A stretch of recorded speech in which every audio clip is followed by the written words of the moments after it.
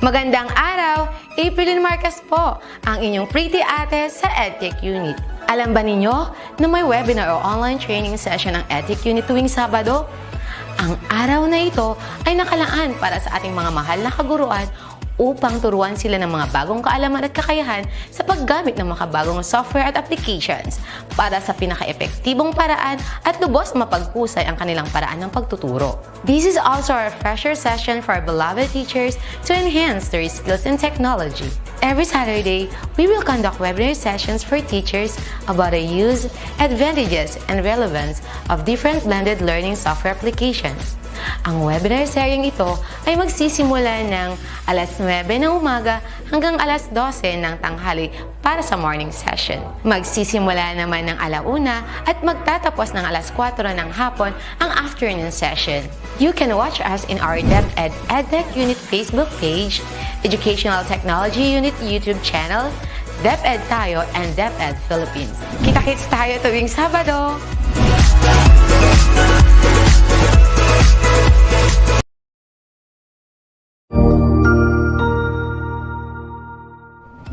Magandang araw! Sir Wilbur po, at your service.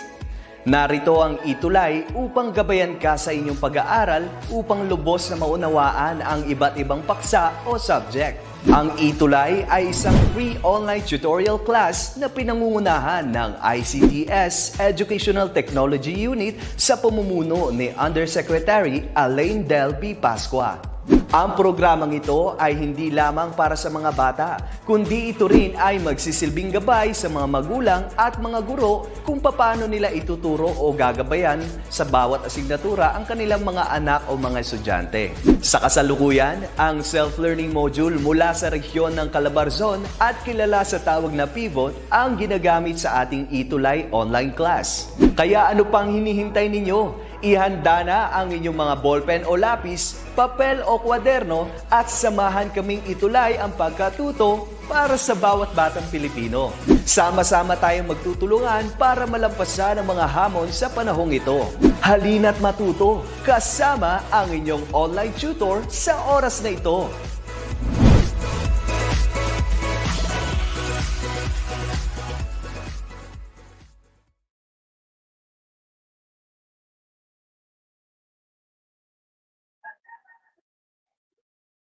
Good afternoon. Good afternoon sa ating lahat. Welcome sa panibagong yugto na naman ng ETUlay online tutorial natin. At tayo ay nasa session ngayon ng Technical Drafting Grade 9. Pwede rin po ang mga estudyante natin ng Grade 10 and Senior High School para sa Technical Drafting. So, under po tayo ng Week 3, Quarter 3, we will tackle about types of foundation and foundation members. So, ako nga pala, si Francis, Tutor Francis. So, antabayanan nyo lang po ang mga lessons natin ngayon. So, from 1 p.m. to 1:40, this is every Friday. Pwede rin po kayong tumutok sa DepEd Philippines, DepEd tayo, DepEd Edtech Unit ng Facebook, at DepEd Edtech Unit ng ating YouTube channel. Ang ating pong pag-aaralan sa Quarter 3,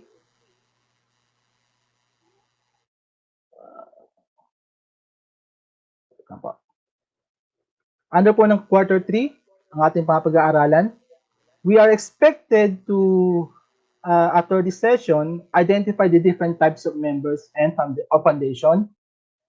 And then, kinds of footings. So, ano ba yung iba't ibang uri ng footings? At ang pangatlo, ma-visualize natin yung different construction of each foundation. Ano ba yung itsura ng bawat foundation and footings na meron sa tatakan natin ngayon? Now, before, yan. So, take a look at this as our review. Although hindi tayo nag-session last week, as our review, design of foundation, no? I have here 3 pictures. A, B, and C. Ano kaya ang mapapansin, manonotice natin sa picture A? This is under different types or major categories of excavation. Tingnan nga natin sa ating mga comments. What type of foundation or what type of excavation ang ating letter A? As our hint, no, it includes wall footing and column footings wherein digging o pag-ukay of the soil extends to 1.5 meters only. So, mababaw lang siya. Tingnan po natin. So, ang letter A po ay ang shallow excavation. Okay? Kumbaga, ito yung type of foundation na mababaw lang ang excavation, pag-ukay. Next, sa picture letter B naman, ano po ang mapapansin natin? Anong manonotice natin? Ito medyo malalim ang pagkahukay. So done for large buildings project as this requires almost total extraction of the soil at the site. Doon sa mismong lote, makikita natin na malalim ang pagkahukay nila. So this is what we call deep excavation. So we have only two major categories lang ng excavation. Now, kapag nahukay mo na at nalagyan mo na ng footing o wall, kailangan mo na siyang tambakan. Yan po yung letter C natin. So ang tawag dyan ay filling of the excavated portion after the foundation has been laid out. So ang tawag yan, backfilling. Okay? So another, as our review, we have the so-called underpinning of this design of a foundation. I have here 3 or 4 pictures. Unahin mo natin yung letter A. Now, let us examine another this series pictures. Ano kaya ang mapapansin mo dito sa picture letter A? Yan nga natin sa ating comments. Ano mapapansin natin sa ating picture letter A? Medyo nakahilig na yung bahay, no? Meron po ba?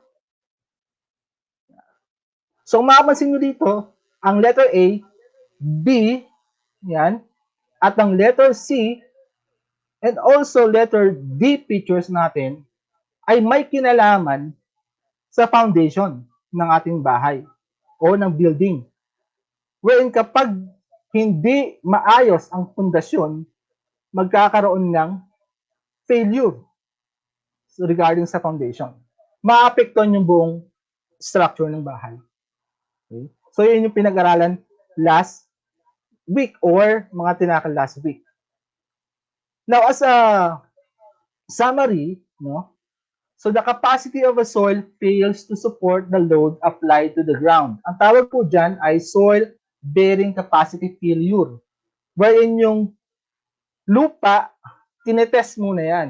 So, ang tawag doon ay investigation, site investigation, para malaman kung ilan yung load na pwedeng ilagay dun sa, o load na bahay na ilalagay dun sa ating lupa, no? Pangalawa, the degree to which an element of structure changes shape, distance, or angle when the load is applied. Now, dito naman, a failure of the foundation structure. Letter C, the soil resistance to deformation by continuous displacement of soil particle. Kumbaga, nagkakaroon ng pagkakabuhaghag ng lupa, hindi siya nagiging compact. Tawag yan, shear distortion of the soil. And letter D, the fill soil brought in has to be compacted. So, kapag compact yung lupa, yung pundasyon niya matatag. Pero pag hindi, ang tawag dyan, yung compression of the soil. Kumbaga, hindi masyadong compact yung lupa. So, this for failure of foundation ng bahay o ng foundation ay nagiging dahilan kung bakit hindi matibay ang pundasyon. So, as our lesson for today, bago yon, we have to mag-pretest muna tayo, no? Bago tayo magkaroon ng talagang lesson. So, I have here series of questions. So we have to read muna yung item natin or yung sentence carefully. Then we have to choose the correct answer. Okay? So number 1, it carries the load of the building. So I have here the choices. Ano kaya ang tamang sagot? It carries the load. So ano ba yung bumubuhat, no? O humahawak doon sa pundasyon o ng building? Ano ba? Yun ang ating tamang sagot. Let us have on our comments.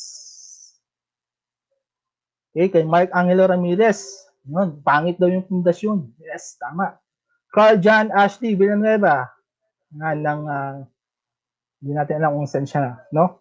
So ano kaya ang tamang sagot?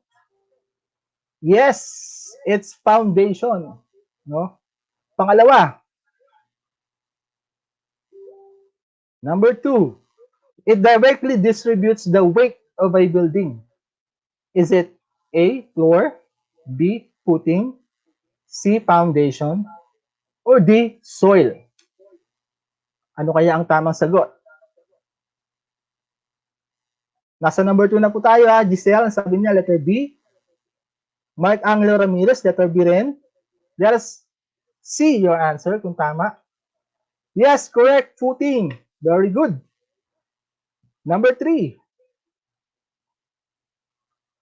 So a footing which supports a row of 3 or more columns. Okay, maraming columns na pwede na support. Anong klaseng footing to? Let's have A, cantilever, B, combined, C, continuous, or D, isolated. Make a wild guess. Nasa number 3 na po tayo. Jaja Mendoza sa number 2, letter B, tama po siya. Jennifer Kaliwag, ganun din, letter B. Pero sa number 3, ang tamang sagot ay continuous. Yan, continuous. Kasi pag dalawa lang yan, combined. Pero pag tatlo hanggang marami, yan ay continuous. Very good. And then number 4. So a foundation which is spread over the entire area of the building or the building floor. Is it A, mat, B, pier, C, slab, or D, spread? What do you think is the correct answer? Medyo delayed po ang ating comment, pero masasagutan po natin yan tama. Okay, what is the correct answer? Tingnan po natin. Yes, it's mat or mat foundation. Tatawag siyang rock foundation. So, correct. Let's have another one. Last, number 5. Consists of a footing upon forming an inverted T and foundation. Inverted T, no? So, A, is it pier? B, T, foundation. C, slab foundation. Or D, spread foundation or footing, rather. Okay, what is the correct answer on number 5? Correct answer on number 5 is B. So, bakit inverted T at T ang sagot? Malalaman po natin yan mamaya. Okay? Let's have our lesson. Ang lesson po natin ngayon ay types of foundation. Okay? As you notice din sa ating pre-test, no, nabanggit siya, malimit, no? So, let's tackle about the different types of known foundation. Maybe in pag nagko-construct tayo ng building or nagko-construct tayo ng bahay. No? So we have major 2 types. Yun nga yung nauna kanina, we have the shallow and the deep excavation naman yun. No? Pero sa foundation, we have number 1, spread foundation. Sa spread foundation, the load is distributed into the soil by slender vertical members. Yung vertical members na yun ay tinatawag nating poste. Okay? It might be made of timber or kahoy, might be konkreto or made of semento, or maybe steel or bakal. No? So, ito ang kanyang itsura. Ayan. Ito po yung pinaka-common sa lahat na types of foundation, no? Bakit spread? So bakit po spread?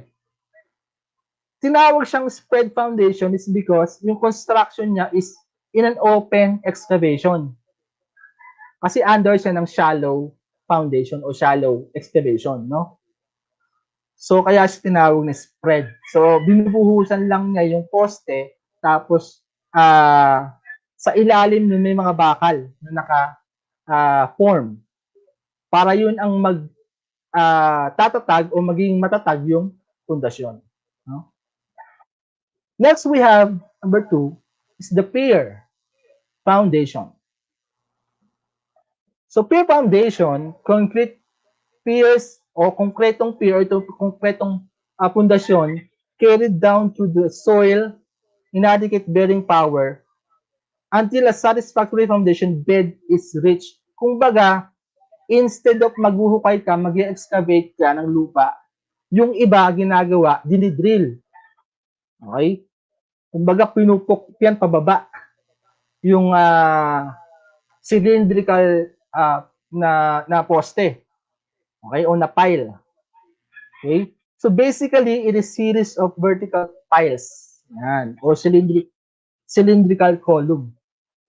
Siya yung magta-transfer na ngayon na yung load ng building to the soil. Siya yung magiging support. No? So ito yung method na binabaonan yung pure concrete hanggang ma-reach niya yung desired depth mula dun sa surface ng ground. Okay? Ito yung example niya. Yan. Kung mapapansin nyo, naka-elevate yung bahay. So hindi niya natatouch yung ground. Naka-elevate yung bahay mula dun sa ground. No? Next, we have slab foundation. Sa slab foundation, concrete poured directly on the ground while footings is placed where extra support is needed. Yung slab na yan, kung mapapansin nyo, ito yun. No? Yung thick ng slab na yan, typically 4 to 6 inches ang kapal. Ganyan siya kakapal. Then, isang buhusan lang siya. All at one time. Isang buhusan. Kumbaga, nagbuhos ka ngayong araw na to, kailangan matapos yung buong area na yun. Okay?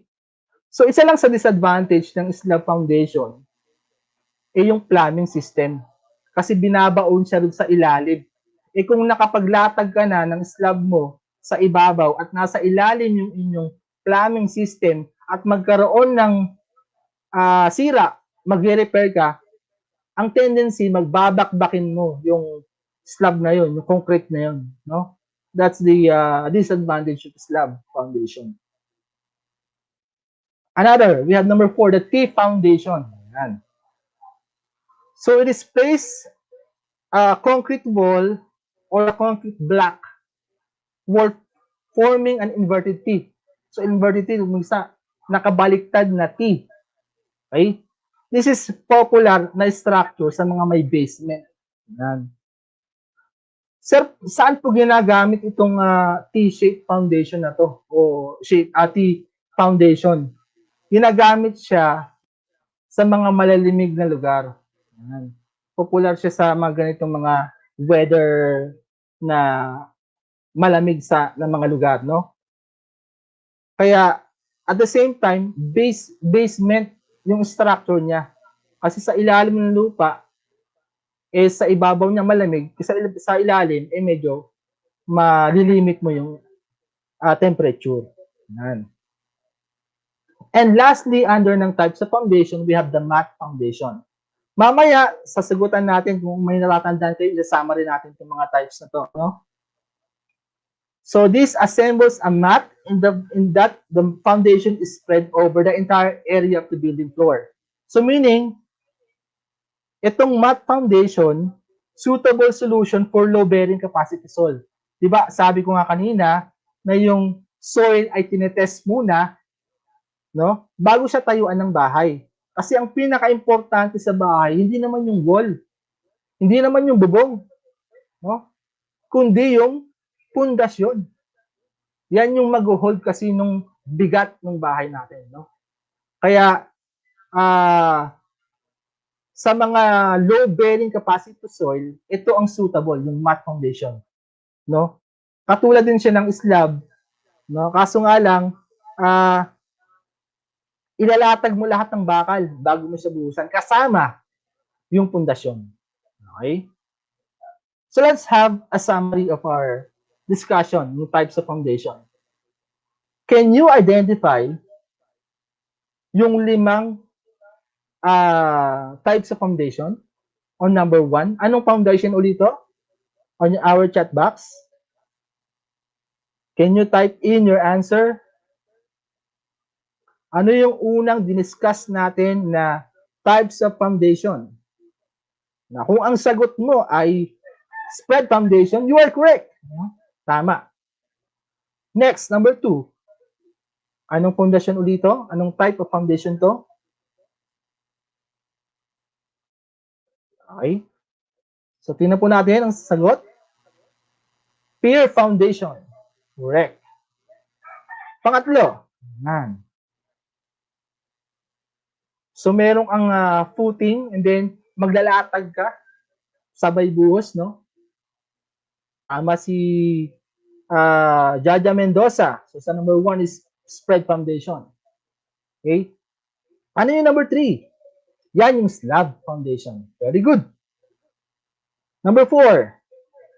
Yan yung nakabaliktad na T, pero tinatawag natin siyang T foundation. Okay? At last, tama si Mama, sino to? Tama si Early Grace. Sa last is mat foundation. Very good. Ibig sabihin na karoon po tayo ng ideya, no, sa paggawa ng bahay, kahit theoretical lang, types of foundation, no? Another lesson under this competency po, no, we have the kinds of footings. Ito naman, yung kanina foundation, 5, ito 7. So let us tackle the 7 kinds of footings. Unang-una na, yung wall footings. Ano ba yung wall footings? Yan. So, supports a wall by extending along entire length of the wall. So, sinusuportahan niya yan. Ito po yung kanyang illustration, no? Kumbaga, mula dun sa pundasyon, magtatayo ka ng wall. Konkretong wall. Okay? So, this is an example of a concrete wall footing. Okay? So, again, ang footing po, ang function niya is to transmit the load from one structure to the underlying soil. Okay? So, para maging matatag po yung ating magiging bahay. Pangalawa, isolated footing. Now, under this supports a single column post, pier, or other concentrated load. Okay? Isolated meaning nag-iisa. Ayaw naman natin mapag-isa. Sa buhay, kailangan may kasama ka. Pero sa footing, meron po yan, isolated. It is also known as pad or spread footing. Katulad ng example kanina sa spread foundation, binubuhusan lang siya, then magtatayo ka ng poste. Okay? Ang advantage po ng spread o ng isolated footing, okay, economical, matipid, no? Easy to construct kahit wala kang hindi ka nga skilled worker, pwede kang makapag-construct na ito. And then it requires less earth excavation, meaning mababaw lang. Pwede kang magukay na mababaw. Okay, kung merong isolated na nag-iisa, pwede kang magkaroon ng kasama. Yan ang combined footing. Supports 2 columns loads or sometimes 3. Okay, kumbaga, okay, 2 poste sa isang footing. Paano nga ba nagkakaroon ng combined footing? Kasi pag minsan, yung poste mo o yung column mo magkatabi lang, pinagsasama nila yung footing. Hindi na magkahiwalay. No?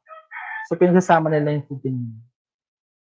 Then, pang-4, cantilever footing. Ano ba itong cantilever na ito? Mukhang interesante, no? Supports two columns loads and consists of two footings connected together by a beam. Ang tawag dun sa beam na yon na nagko-connect sa dalawang footing ay strap. Ay, ito yon, no? Yung kung makikita nyo, yung isang column din nakahalos nakadikit na sa wall.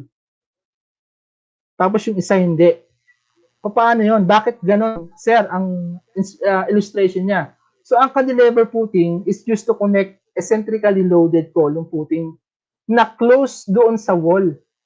So, kailangan mapagtibay mo yung footing na yon, mag-create ka ng another footing, then lagay mo ng strap o beam para matibay. Okay? So, yun po yun, cantilever. And continuous footing. Ano itong continuous footing na to? Supports a row or tree. Ito naman, instead na dalawa lang, tatlo o maraming column ang sinusuportahan niya. Okay? Ito yung example. Ayan. So, ginagamit yung continuous footing kapag ang mga column sa poste ay masyado nang magkakalapit katulad ng combine, di ba? So, isang footing na lang sila.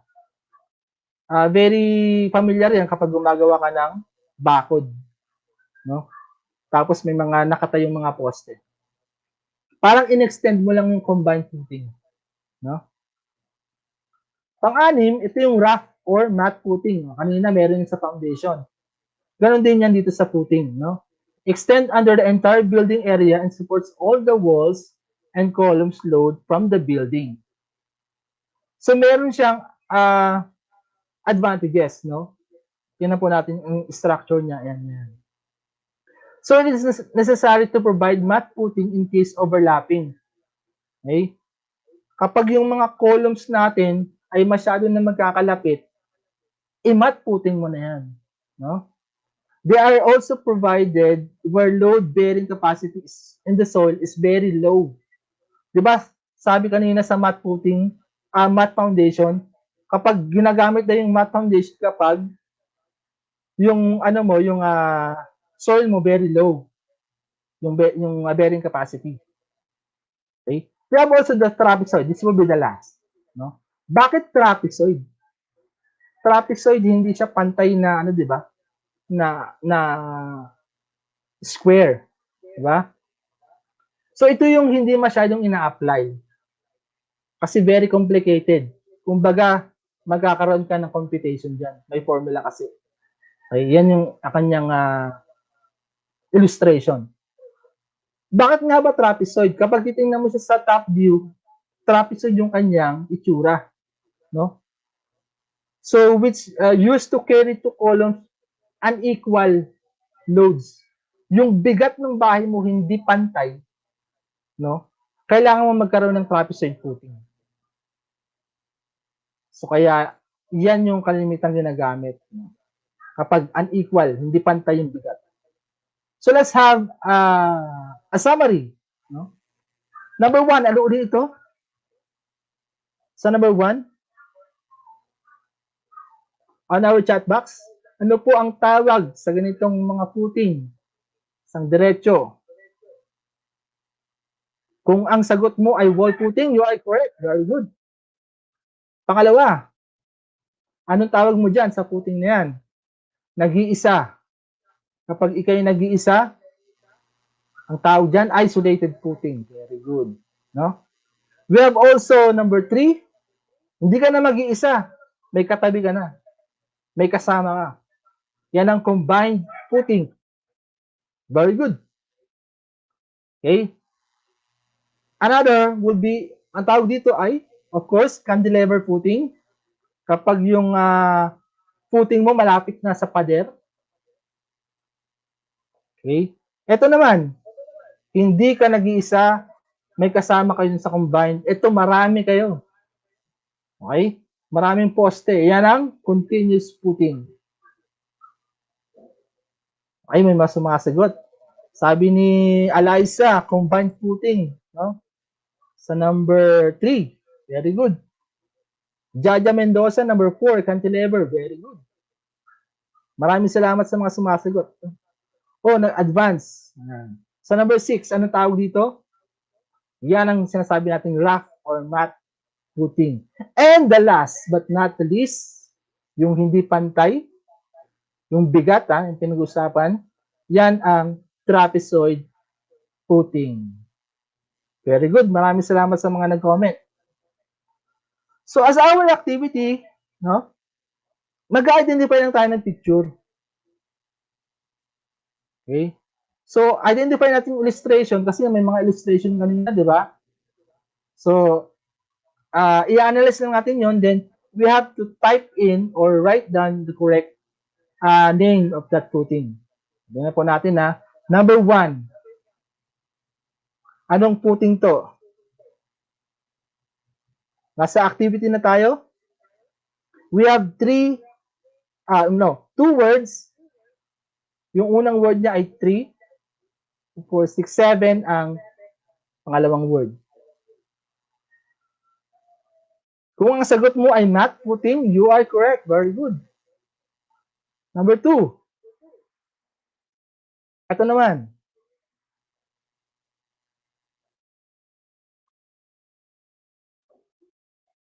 Mali ito. Dapat, sorry, ito ay combined. Sorry.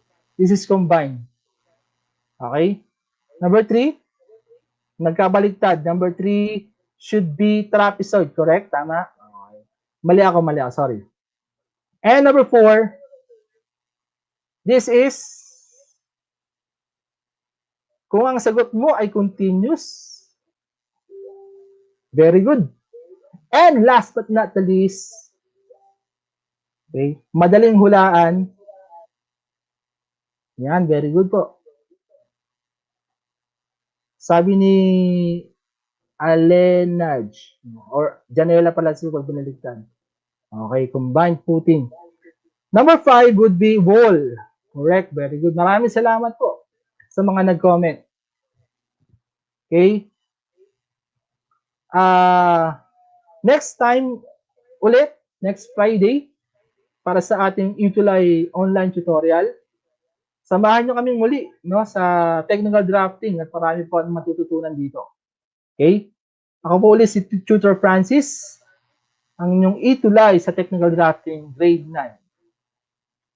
Huwag po kayong aalis dahil marami pong susunod, marami pong nakahanay sa mga TLE subjects po natin ng grade 9 and 10 or even senior high. Next will be front office services. Stay tuned. Maraming salamat po. God bless.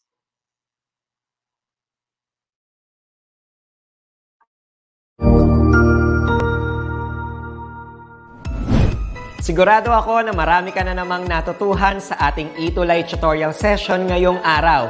Tandaan, ito ay hindi lamang para sa ating mga mag-aaral, kundi pati rin sa ating mga minamahal na guro at mga magulang na kaagapay natin para maituloy ang pagkatuto sa kabila ng nararanasang pandemya.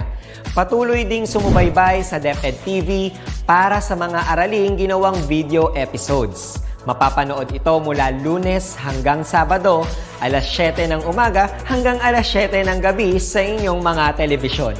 Abangan sa Lunes mula 1:00 ng tanghali ang iba pang aralin sa ating ETUlay free online tutorial session sa Science.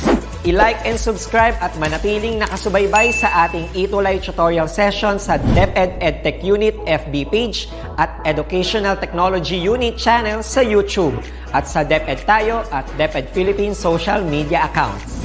Paalam!